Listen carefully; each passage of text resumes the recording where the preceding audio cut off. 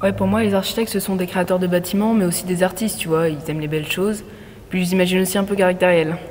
Et d'ailleurs, la dernière fois, je suis tombée sur un film sur Netflix, qui s'appelle Le Rebelle, et ça parle d'un architecte américain qui a fait un projet d'avant-garde pour une tour de bureau, mais d'un style qui plaît pas du tout à son client.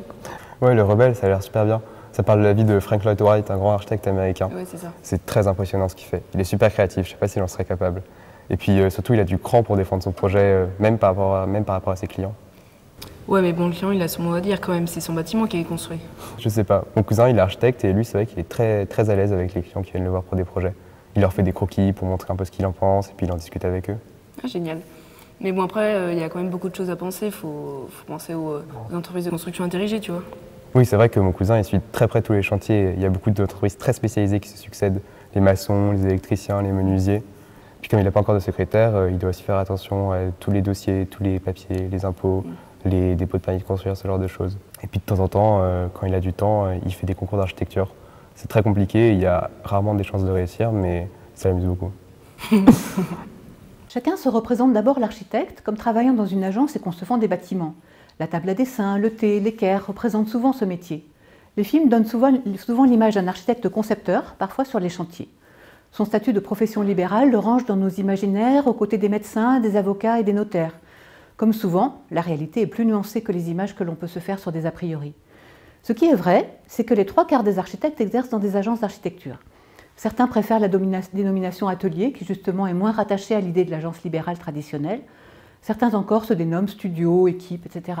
De toute façon, derrière ces mots se cachent des organisations très différentes. Depuis une vingtaine d'années, les architectes préfèrent mettre leur agence sous un statut de société, SARL quand il y a plusieurs associés, et EURL pour entreprise unipersonnelle à responsabilité limitée quand il n'y en a qu'un. En effet, quand on exerce à titre libéral, le patrimoine personnel ou familial est confondu avec celui de l'activité professionnelle, et cela peut avoir de graves inconvénients. En France, les sociétés d'architecture sont en moyenne de très petites entreprises. 70% des architectes travaillent seuls, et une agence de plus de 10 salariés est considérée comme une grosse agence. La tendance est malgré tout à l'augmentation de la taille des agences, notamment en diversifiant les profils des personnes qui y travaillent. Spécialistes du chantier, ingénieurs structure, architectes d'intérieur, économistes, etc. Dans des pays comme les États-Unis, la Grande-Bretagne, le Japon, l'Australie, il n'est pas rare de voir des agences comptant plusieurs milliers d'architectes. La vie quotidienne de ces architectes est très différente, bien sûr. Les tâches sont plus divisées, la hiérarchie est plus présente, la conception suppose de collaborer avec de nombreux collègues de toutes sortes de spécialités. Dans les agences anglo-saxonnes, on trouve tous les profils déjà cités, mais aussi des psychosociologues, des graphistes, des géologues, des spécialistes de marketing, des spécialistes de biologie environnementale, des thermiciens, etc. Mais revenons en France, où actuellement, en tout cas, l'agence d'architecture tourne souvent avec 2 à 3 personnes. On a même noté que depuis la création du statut d'auto-entrepreneur en 2009, beaucoup de jeunes diplômés en architecture s'engagent dans le métier avec ce statut.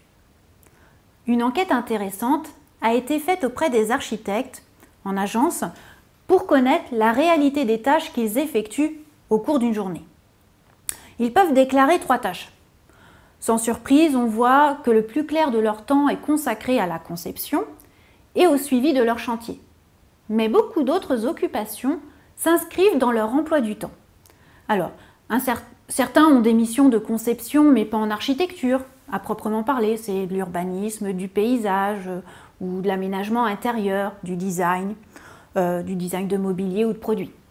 Alors, certains ont des fonctions de conseil en amont du projet pour aider le client à définir ses besoins, ou encore à trouver un terrain, à monter le dossier administratif et financier de son projet. En effet, les clients des architectes sont parfois des organismes importants qui ont des spécialistes pour leurs projets immobiliers. C'est généralement le cas des services de l'État, des collectivités territoriales ou des promoteurs immobiliers. Mais parfois, ce sont des particuliers, des individus comme vous et moi, qui ont le projet de réhabiliter, agrandir ou construire leur logement. C'est parfois aussi des chefs d'entreprise, industriels, commerçants, artisans, qui souhaitent modifier ou construire leur lieu de travail et n'ont pas de compétences particulières pour le faire. L'architecte n'a alors pas le même rôle s'il a face à lui des professionnels compétents ou des clients pour qui l'opération qu'il lui confie est le projet de leur vie. Toujours est-il que le logement est la principale commande traitée par les architectes. L'habitat collectif, et dans une moindre mesure la maison individuelle, représente à eux deux près de la moitié des honoraires des architectes. Ce sont ensuite les équipements qui représentent une part importante de leur commande. Par équipement, on entend les crèches, les écoles, les collèges, les lycées, les équipements sportifs comme les gymnases et les stades, les équipements culturels comme les musées, les théâtres, les bibliothèques, les cinémas. et les médiathèques. Il y a aussi les cliniques, les hôpitaux, etc. La plupart sont des bâtiments publics, payés par les deniers des contribuables.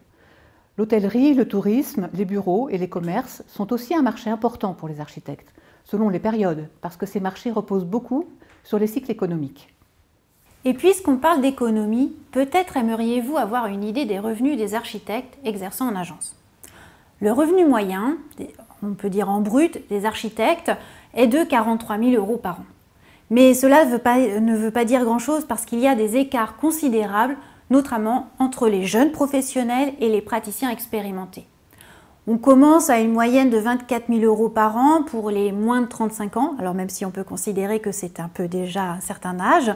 Et en milieu de carrière, c'est-à-dire 45-55 ans, on est plutôt autour de 44 000 € par an. Les revenus continuent à augmenter par la suite. Il faut d'ailleurs noter que certains architectes continuent à exercer pratiquement toute leur vie. Mais pour chaque tranche d'âge, le revenu des femmes est en moyenne de 36% inférieur à celui des hommes. Il y a encore beaucoup à faire pour l'égalité entre les genres dans cette profession, qui reste marquée par une prédominance des hommes, surtout dans les générations les plus âgées.